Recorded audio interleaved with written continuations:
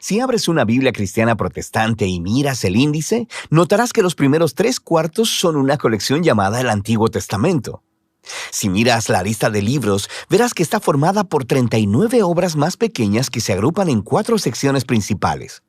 Las primeras 5 son llamadas el Pentateuco, seguidas de los libros históricos, luego los libros poéticos y finalmente los libros de los profetas. Ahora, eso parece bastante simple, pero en realidad es mucho más complicado e interesante. Este orden de libros en un solo volumen llamado Antiguo Testamento es una tradición cristiana tardía que se desarrolló después de Jesús y los apóstoles. En la antigua tradición judía, estas obras estaban todas en rollos separados y se concebían como parte de una colección unificada en 3 partes llamada Tanakh.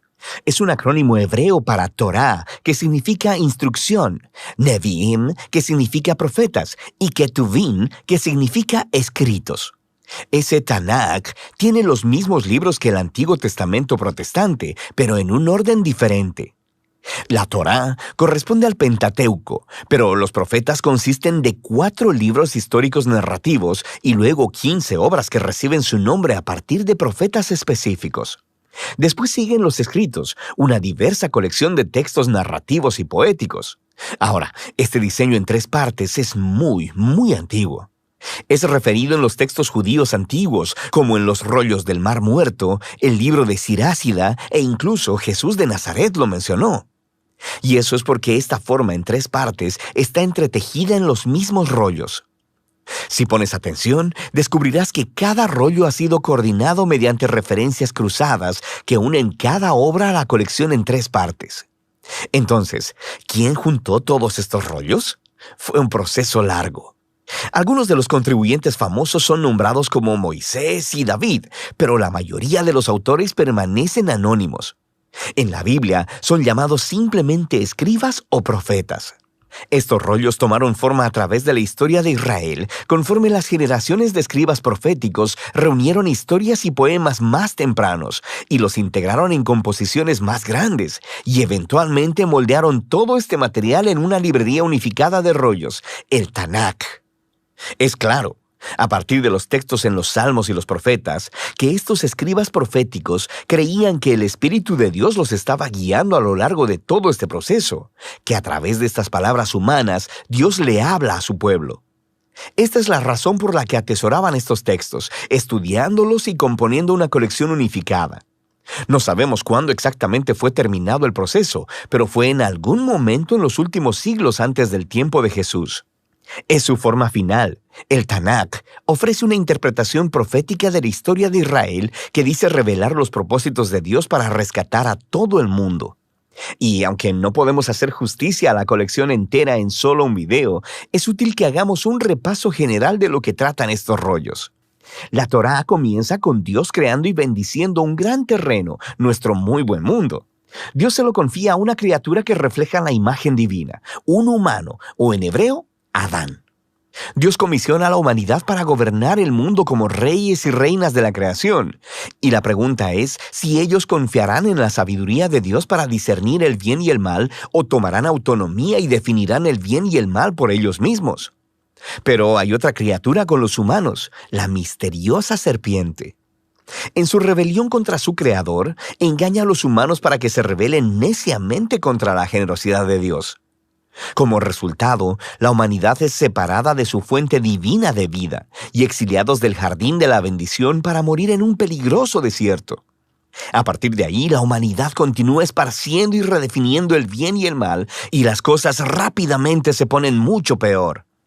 Ellos construyen ciudades plagadas de violencia y opresión, lo que conduce a la fundación de una ciudad llamada Babilonia, donde las personas se exaltan a sí mismas como si fueran Dios. Y así se establece el conflicto básico de la trama de la Biblia entera. Dios quiere bendecir a su mundo y gobernarlo a través de los humanos, pero ahora los seres humanos son el problema.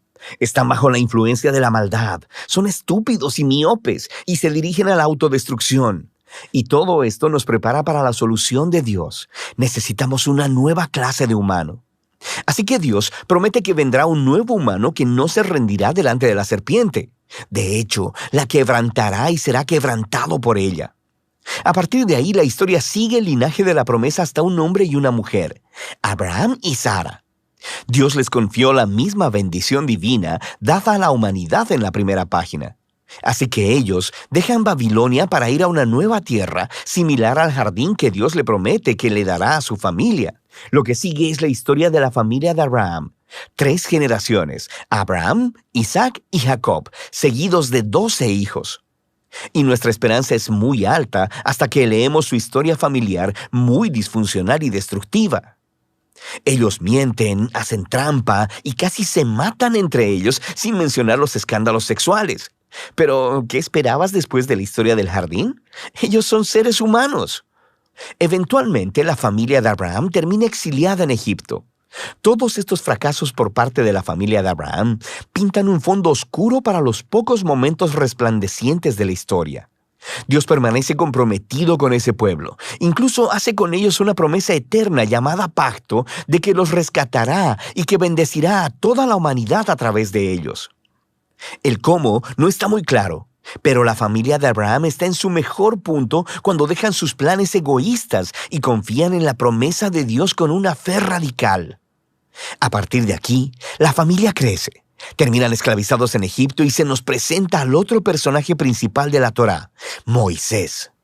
Dios lo levanta para rescatar a los israelitas y llevarlos a una montaña en donde todos son invitados a entrar en una relación de pacto con Dios. Se les dan 613 términos para esta relación, una guía para convertirse en una nueva clase de humanos quienes representarán con fidelidad a Dios delante del mundo. Y Moisés es el mediador de todo este asunto, porque él es genial. Es el profeta definitivo que habla la palabra de Dios a Israel. Es un sacerdote que los representa delante de Dios e incluso es llamado rey, líder de Israel y libertador en tiempo de necesidad. Pero conforme continúa el viaje, los israelitas fallan estrepitosamente. Violan el pacto e incluso Moisés se rebela contra Dios. De hecho, la Torá termina con Moisés prediciendo que el fracaso de Israel continuará conforme regresan a la tierra prometida y que terminarán en el exilio una vez más. Pero él tiene la esperanza de que Dios cumplirá su promesa de rescatar a Israel. Un día, él cubrirá sus fracasos, sanará sus corazones egoístas para que realmente puedan amar a Dios y vivir. Y entonces Moisés muere. Ahora, las últimas oraciones del rollo de la Torá son sorprendentes. Miran adelante en el tiempo y escuchamos de los escribas que dieron forma al Tanaj. Ellos reflexionan en la historia de Moisés desde su perspectiva y nos dicen que nunca en la historia de Israel se levantó un profeta como Moisés. Oye, quisiera que llegara otro profeta, sacerdote, rey como él. Y con eso seguimos al Nevi'im. Este tiene 2 subcolecciones. Primero, los profetas tempranos, 4 obras narrativas sobre la historia de Israel en la tierra prometida, contada desde la perspectiva tardía de los profetas. Las cosas empiezan muy bien con el liderazgo de Josué. Se nos dice que él es exitoso porque es justo como Moisés y medita en la escritura día y noche. Pero eventualmente, incluso Josué fracasa, empezando el largo y violento descenso de Israel a la autodestrucción, como Moisés y la historia del jardín anticiparon. Estas historias se enfocan principalmente en el fracaso de los reyes, profetas y sacerdotes de Israel. Cómo ellos mienten, hacen trampas, se matan unos a otros y adoran a ídolos. Es básicamente una repetición más larga y sangrienta de los fracasos de sus antepasados, pero hay algunos momentos resplandecientes. Dios reafirma su promesa de pacto de bendecir a la humanidad a través de un nuevo humano. Será un rey del linaje de David. Tienes algunas historias de personas como David y Salomón que tienen momentos como Abraham, cuando confían en Dios, pero nunca dura mucho. Y por supuesto, la familia de Abraham termina justo ahí donde empezó, conquistada y exiliada en Babilonia. Pero recuerda, toda esta historia está siendo contada desde la perspectiva posterior de los profetas, y ellos saben que el exilio no es el final. Así que diseñaron estas historias del pasado de Israel como indicadores a su esperanza futura.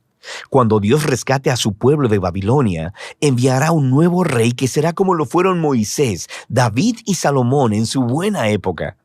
De hecho, de eso trata la segunda parte del Nevi'im, los profetas tardíos. Hay 3 obras largas y 12 obras cortas, conectadas con profetas específicos. Este diseño intencionalmente recuerda a los 3 más 12 ancestros de Génesis, cuyas historias de fracaso contienen las semillas de esperanza futura. Estos rollos proféticos están llenos de referencias cruzadas que enlazan a la narrativa de la Torá y los profetas y siguen desarrollando la historia. El trabajo de los profetas de Israel era ser como Moisés al acusar al antiguo Israel por su fracaso y corrupción y advertirles acerca del resultado inminente, el gran día del Señor que terminó con la derrota y el exilio en Babilonia. Pero los profetas también prometieron que Dios tenía el propósito de purificar a su pueblo y recrear un nuevo Israel, quien sería fiel como lo fue Abraham. Ellos vivirían en una nueva relación de pacto con Dios bajo la autoridad de un gobernante prometido que es descrito como un nuevo Moisés, pero llamado como David. Él será quien restaurará la bendición de Dios a todo el mundo. La conclusión del Nevi'im es justo como la Torá. Hay una nota de los escribas proféticos del Tanakh. Ellos reflexionan en la historia hasta ese punto y exhortan a los lectores a anticipar la llegada de un profeta como Moisés, a quien llaman Elías. Él anunciará la llegada del Dios de Israel para purificar y salvar a su pueblo. A partir de aquí, nos dirigimos a la tercera y última subcolección del Tanakh, una diversa colección de rollos. Cada uno ha sido diseñado para conectar con temas claves de la Torá y los profetas, y desarrollarlos todavía más a través de un elaborado tapiz de referencias cruzadas. Por ejemplo, el rollo de los Salmos es presentado por 2 poemas que están coordinados con el principio de la Torá y los profetas. En el primer salmo se nos presenta al justo, quien es descrito como un nuevo Josué, un exitoso líder que medita en las Escrituras. Él es como el rey prometido a Moisés y como el eterno árbol de la vida en el jardín del Edén. El Salmo 2 identifica a esta figura. Es el rey prometido, el Hijo de Dios, del linaje de David, quien derrotará la maldad entre las naciones y restaurará la bendición de Dios al mundo. El resto del rollo de los Salmos enseña al pueblo de Dios cómo orar conforme esperan por esta esperanza futura. Luego tenemos los rollos de sabiduría, que abordan algunas de las preguntas más difíciles que surgen de la historia de la Torá y los profetas. Proverbios suena como Moisés en la Torá. Confía en Dios, sé fiel y obediente, y tendrás paz y éxito. Pero luego, Eclesiastés y Job reflexionan en la complicada historia de Israel y dicen, sí, lo hemos intentado y no es tan simple. Estos 3 libros desarrollan una profunda conversación acerca de lo que significa vivir sabiamente en el buen y frecuentemente confuso mundo de Dios. 2 de los últimos libros del Tanakh en ser escritos hacen una contribución crucial. El rollo de Daniel recuerda la larga historia del fracaso y sufrimiento de Israel como una extraña puerta de esperanza hacia un nuevo futuro para el mundo. Un día llegará el nuevo humano prometido en la Torá y los profetas. Será pisoteado por las salvajes inclinaciones de la humanidad hacia el mal, pero luego Dios lo vindicará y lo levantará para gobernar el mundo en divino poder. Finalmente, el rollo de Crónicas recuenta la historia entera del Tanakh, desde el principio hasta el regreso de Israel del exilio. El autor se enfoca en la promesa de Dios a David de un rey futuro que reunirá al pueblo de Dios en una nueva Jerusalén y traerá bendición divina a las naciones. Las últimas líneas del rollo de Crónicas han sido coordinadas con textos claves por todo el Tanakh. Mantienen viva la esperanza de un regreso definitivo del exilio, apuntando a la llegada de un israelita con quien Dios está, quien pueda ir y restaurar a la nueva Jerusalén.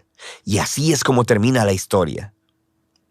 El Tanakh es una majestuosa e intencionalmente diseñada colección de antiguos rollos hebreos.